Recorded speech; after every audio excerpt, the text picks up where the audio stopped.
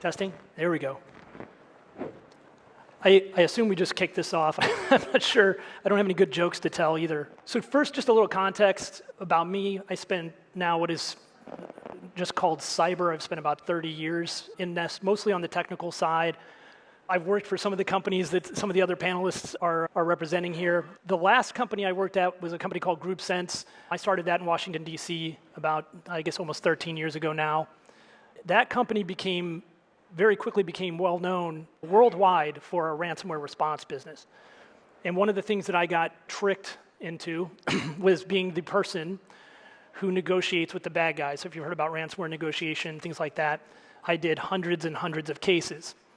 That actually gave me a unique perspective on the incident response process, because I don't want to mansplain this to the audience, so most of you, I assume, have a pretty good knowledge of how these incident response processes work.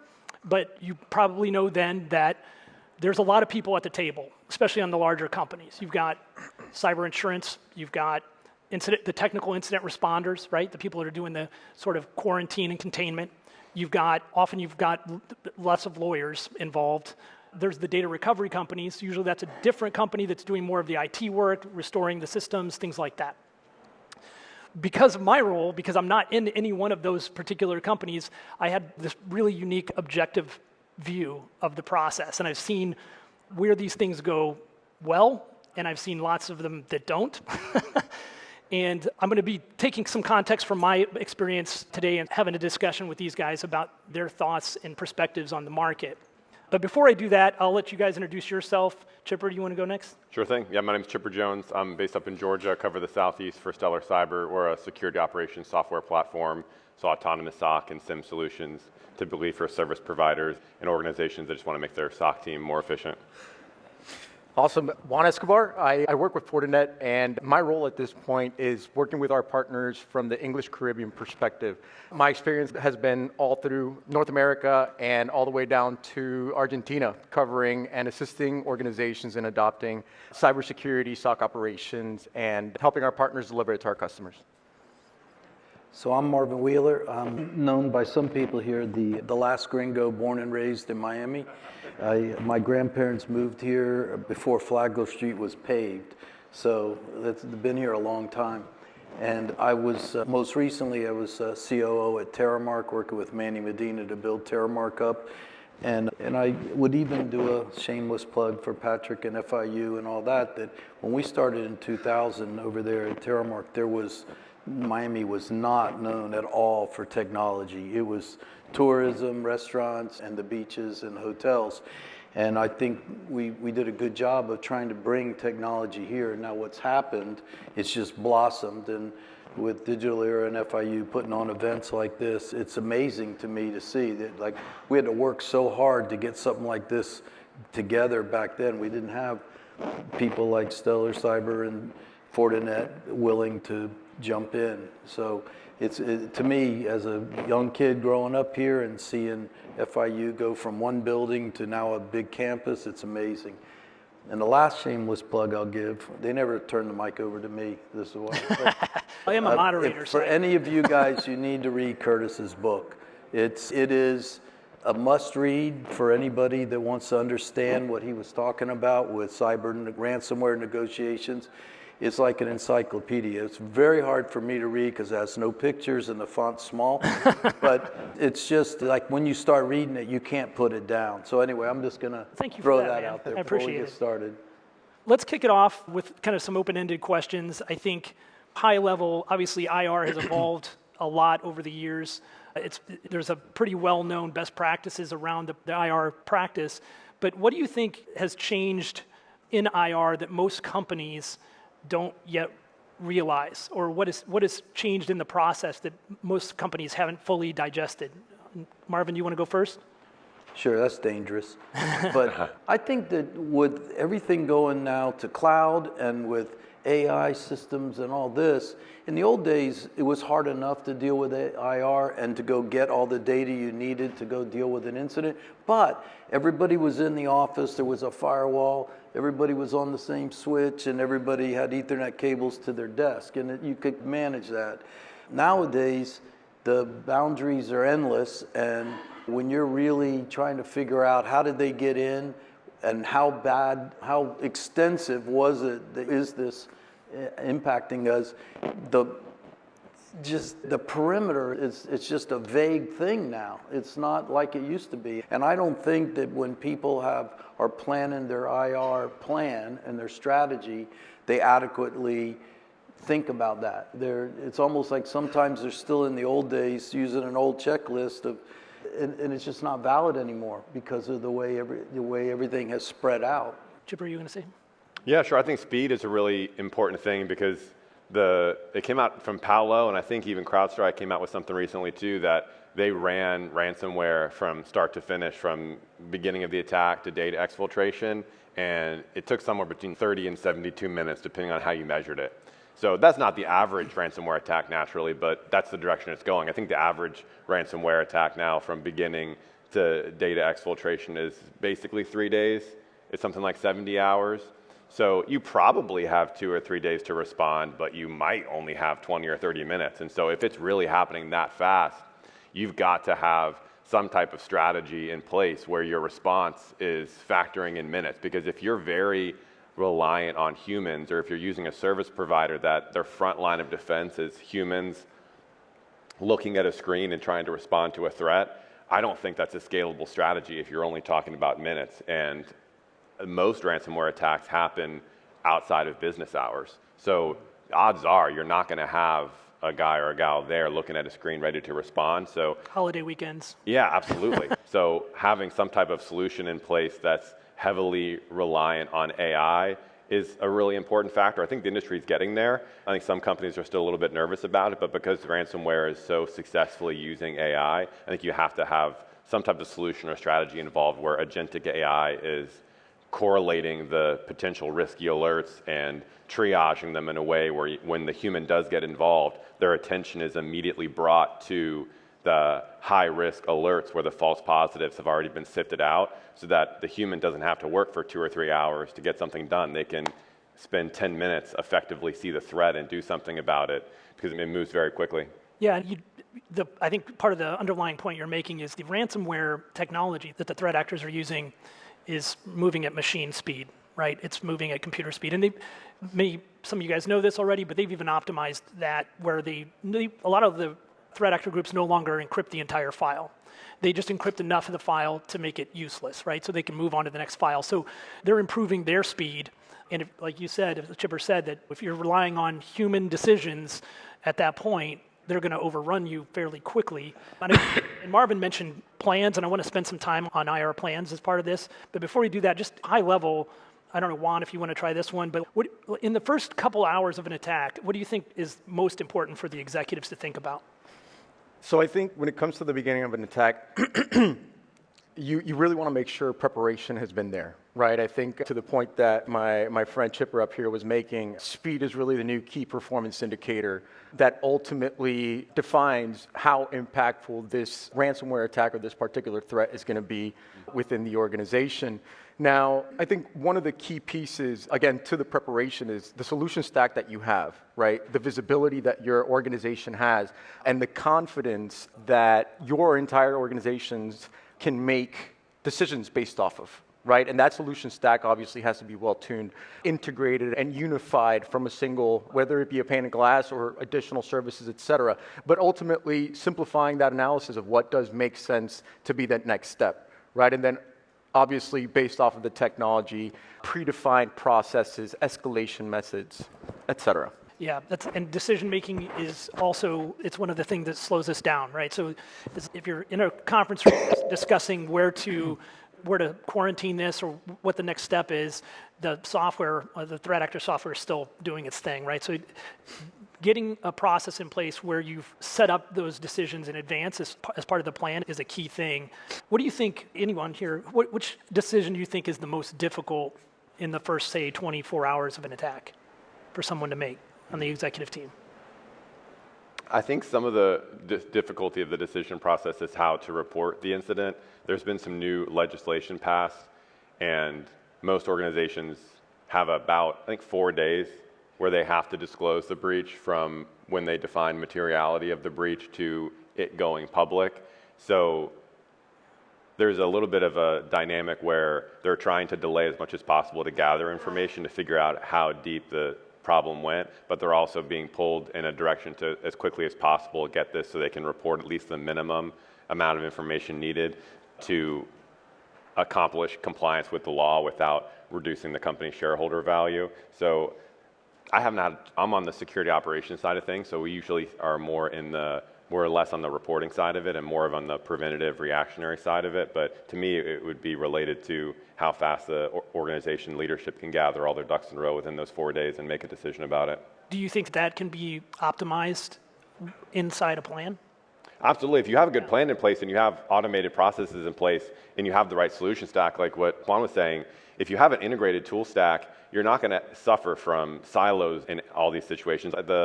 Something like 80%, I think it's 87% of these attacks, specifically ransomware, are not specifically focused on one area of your environment, but they're cross-environment. So if you have information on the firewall from Fortinet, for example, and you see these malicious IPs that are exfiltrating data, there's other parts of your environment where the attack has made compromises as well. So if you have a platform in place that can aggregate data from these disparate environment sets and these cloud environments, you can report from one place as opposed to spending a day scrambling, trying to talk to separated teams and desperately trying to Slack people and call them saying, I need your report, I need your report. You've got to have some efficient way where you can aggregate the information and normalize the data in one place so it's all the same format, and then that makes it takes a lot of the stress out of the investigation, the post-op work, because you at least have the information you need in the right format and you're not going to all these separate places to track it down. Yeah, the thing is that what often weighs in, which you can't say it's wrong, but if you're a security operator, it's wrong. But if you're a CEO, it may not be. But at what point do you begin shutting certain things down to contain the spread of it that may affect your cash register? So the minute you're explaining what you want to do as a security operator, say, we need to shut this and this down, we think we can contain it here, but our website's down and we're not going to do any more e-commerce or whatever during this time, that's when it gets sticky. And then you get the questions, what if we just left that up and we did this and we did that?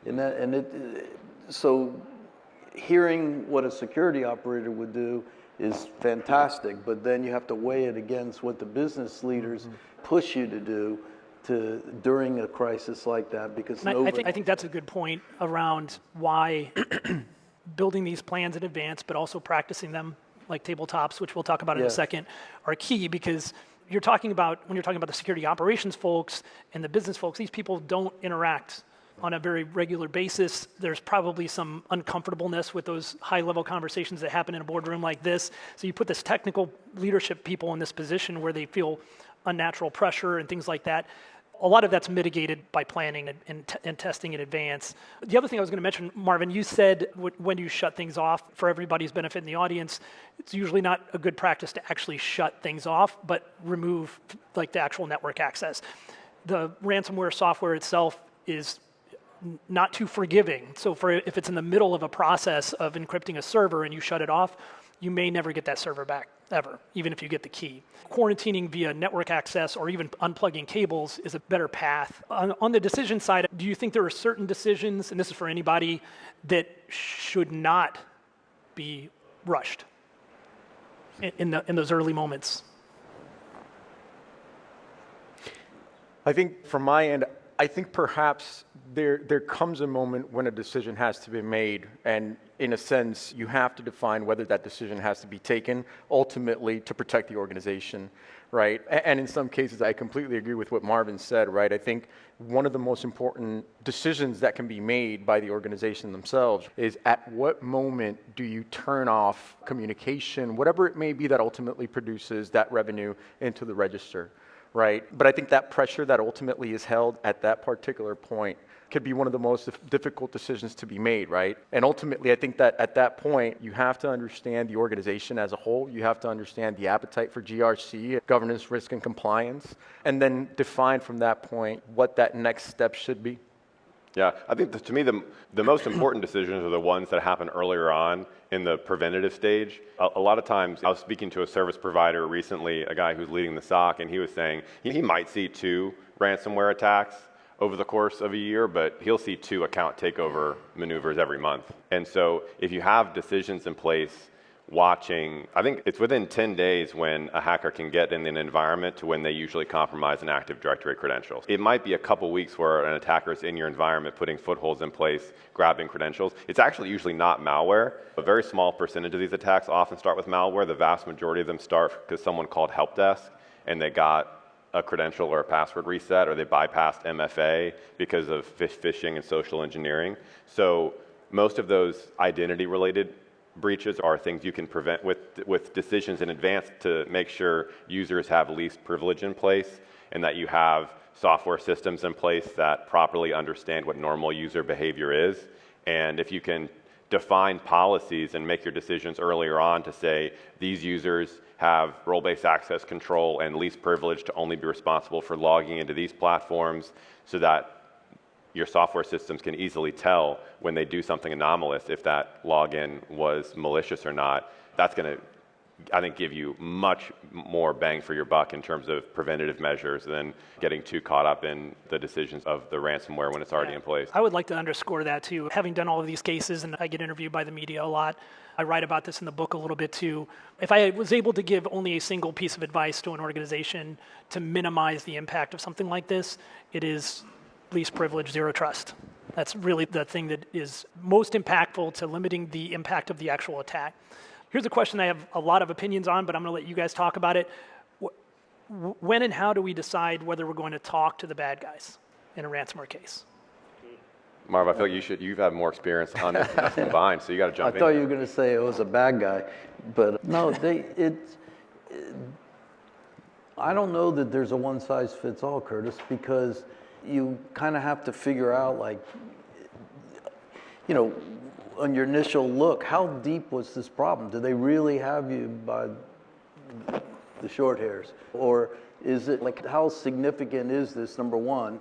Number two, I know you're very familiar with them that I don't know very well, but you could just, there's practically Yelp on these guys. Oh, this is a 5-star hacker. He's known to give you back your data right away. Or a 2-star hacker, you give them the money and they still won't give you back the encryption key. So there's someone that has to weigh in, and that's where, I'm sure this is where you get called in. Who are these guys and how serious are they? And how reliable are they if we pay them the money? Because so many of them, they pay the money and they get nothing back. And so anyway, That guy gets 2 stars and the next guy maybe doesn't fall into the... And to make things more difficult, in the last year and a half, a lot of the cases, normally when you get a ransomware note, usually in all caps and poor English at the top, it'll say, you've been attacked by Ragnar Locker or Kira or Play Ransomware. They announce themselves, and they have a pretty formulaic ransom note. In the last year and a half or so, a lot of them don't make that announcement. They don't say who they are. And so, Marvin, to your point, I know that if for whatever reason the client decides they're going to pay Akira for the ransomware decryptor, that Akira is going to provide it and it's going to work, right? Because I know Akira. But if they don't align themselves with a brand, that becomes a very difficult decision to make and high risk for the client. I even had one recently where I really pressed the threat actor to identify themselves, and they said, I'm Alex. Who the hell is Alex? I don't know if I can trust Alex. So that makes it harder. I do think, again, going back to the plans, you can outline the sort of those, let's call them values-based decisions on whether you're going to engage a threat actor, and maybe even make them slightly quantitative. If there's a certain level of impact or financial impact, you can outline all of that in advance, and the day of the attack, you're not having a very heated and emotional subjective discussion in the boardroom.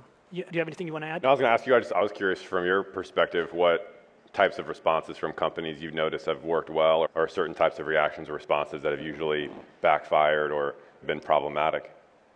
Since I'm doing the responses, usually the process works where I will draft the next message to the threat actor, and the client has to approve it. I won't send a message without the client's buy-in. So it's very tightly controlled communication by the responder. One of my least favorite things is when we go in and the client has already begun that discussion, because pro tip, don't do that. Don't start talking to the bad guy until you have a professional assisting you with it. These guys are very good at what they do. And reversing the trajectory of those initial discussions is almost impossible for someone like me. But certainly, anytime you get emotional, if you're using capital letters, cursing, those sorts of things, they don't tend to go well. And so I like to say, be polite, slightly deferent in your tone, but firm and strong. And there's an art form to it, but yeah. So let's switch to tabletops, because I want to spend some time on that. We've sat through hundreds of cases, and I can tell before I even have a discussion with the team whether they have a plan, whether they practice that plan. I can tell right away. It's absolutely invaluable to write down these plans. And one of the things I like to say is, a lot of the companies that I've gone into, I noticed their incident response plans are written almost for cyber attacks from 5 to 10 years ago, where 5 to 10 years ago, a cyber attack was annoying. Maybe it disrupted something in your system. Maybe they took some intellectual property. Maybe you have to notify and pay a fine for personal data that was taken. And it was annoying. And so you wrote your plan and even your defense mechanisms to not be annoyed. If you look at it through that lens, yeah, it's a completely different approach, right? So this is not annoying. It's absolute operational interruption. Nothing works, right? The phones don't work. These guys are getting really good at attacking the IoT systems, so they'll shut off the HVAC. I had one case where a county government had to bus prisoners from the prison in the middle of summer because they'd shut the HVAC off across the entire county. This is a complete operational interruption. But when it does happen, having that plan and having practiced that plan, a tabletop exercise helps. Just high level, what do you think are the sort of the attributes of a good plan? High-level bullets of what makes a plan robust. So from my perspective, I think that a robust plan includes the majority of your organization, or it's representing the majority of teams within your organization, right? I myself, I've been present in multiple ones, some good, some not so good, right? And I think part of the goal has to be uncomfortable. Right? These tabletop exercises aren't meant to keep people at bay about what we're doing or how to respond about these attacks. I think the goal after these tabletops has to be to learn everybody's role within every single step that's being taken, right? And I think defining a goal is also a crucial piece, right? What are we trying to focus on, right? Do we want to focus on what the actions are that have to be taken within the SOC operations? Do we want to focus on what is going to be our executive escalation process? So ultimately, I think we want to make sure uncomfortable, have a goal, and yeah, those would be probably my top 3. Yeah, building on what you just said, we went through something recently where our company was helping in the state of Virginia. They apparently all the high schools, they've got a cyber team, a lot of them, and this is debate team with all that. Now they have a cyber team, so they're all learning about cybersecurity before they go off to college. And we participated in a tabletop thing that they did, and all the schools had it, and they all had to pick a role. They were CEO, CFO, CISO, SOC guy who told the manager, blah, blah, blah. And what was amazing about it was, A, they were incredibly smart kids, but after it was over with and they were all writing up what did they learn, they all were saying how just listening to what ended up happening in the tabletop, that the CEO had to notify the shareholders, had to notify customers, and blah, blah, blah, they felt like it started to make sense about what they were being taught about what good hygiene when you're a coder or anything else. And when you were saying about everybody needs to be involved, I feel like that's really a strong point, because if just a handful of key managers do the tabletop, it all stays in-house there. But if every employee understood what's really involved, if you're stuck in one of these situations, they just might be that little bit more conscientious about clicking on phishing or writing code that in an unauthorized manner or whatever. And that's what I'm old and everything, but I still learn something every day. And these kids, they just said, I feel like when I go off to school, I'm going to be a better practitioner because now I understand what really happens if I do something stupid over here. Anything anybody else wants to add there? I was just going to say, I think it's really helpful to execute the fundamentals once you've gathered together and you've identified key areas of improvement.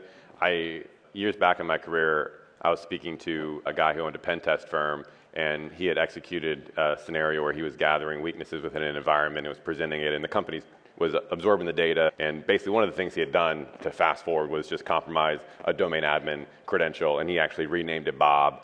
And it was pretty obviously there. Bob was a domain admin credential. It was a problem. And so that was a key area they had to fix and not make it so easy to get yourself domain admin rights. But a year later, when he came back for follow-up, Bob was still there. That's one thing that I was going to say to put a period at the end of that sentence is, if you're going to do the tabletop exercise, write down the gap areas and fix them. So a lot of the people, I walked into one almost accidentally. I was meeting with some executives at a hospital, and they said, hey, our team is doing a tabletop. Do you want to come sit in for a minute right now? And I was like, yeah, I got time. I'll sit in. And the first thing I asked, I sat there and watched for maybe 15 minutes, and I said, who's the scribe? Since I've been here, you guys have identified at least 6 or 7 gaps in your plan, and nobody's writing it down. So a lot of people forget to do that stuff. What's a major failure point in a TTX? What do we leave out?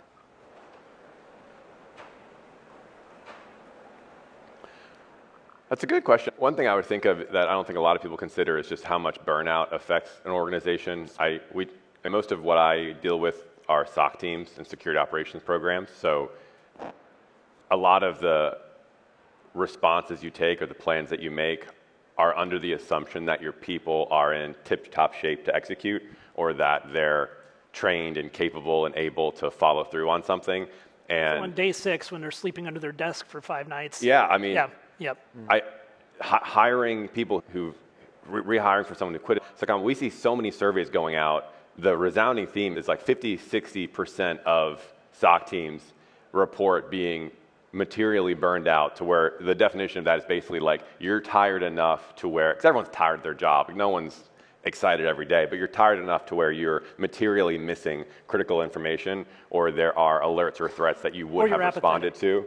Or you become apathetic. Yeah, or there's certainly that too. And so I think you shouldn't follow the assumption that, okay, we have this plan, we've identified areas we have to improve, and I'm just going to assume that my people are able to follow through on it. They're probably under-resourced, overworked, and you might be part of the problem yourself as a leader. Or certainly if you're leaning on a services company for some of this protection as well, you should be asking questions to them to understand, like, how do you protect your team from being burned out? Because the assumption should be my team is burned out or my service provider is burned out. So in light of that, how are we moving forward effectively, assuming that my people can't execute this plan to the full perfection of it?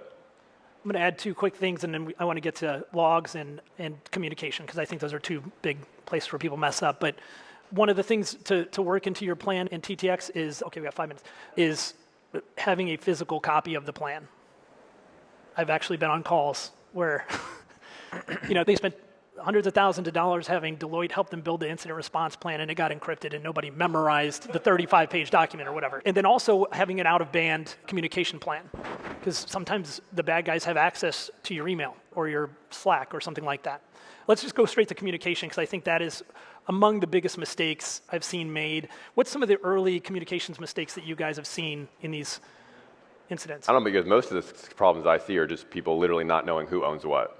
100%. They'll know, oh, this system got impacted, it's related to the firewall or it's related to the cloud environment, and they're spending 30 minutes or an hour just trying to find out who the right person is and if they're even on staff or not. So it's a huge cluster just finding that basic information, but yeah, it's a tough one. No, I completely agree. I think preparation tends to be usually one of those weaker points. I think a lot of the topics that we've spoken about today here, doing these exercises, I think another key one is doing an assessment and understanding what you have in place.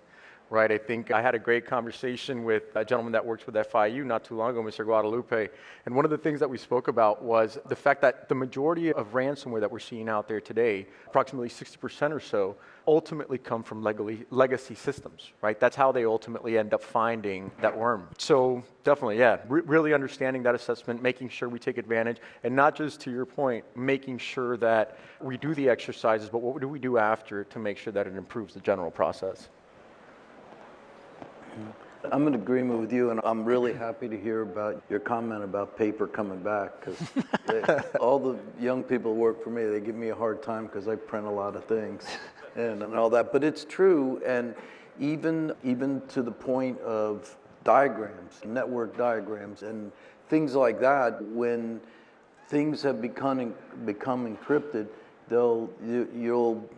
great company like Fortinet, oh, I don't even need to print this anymore. What I do is I just go on the console and I see everything, and I can see all the flows except when it's down.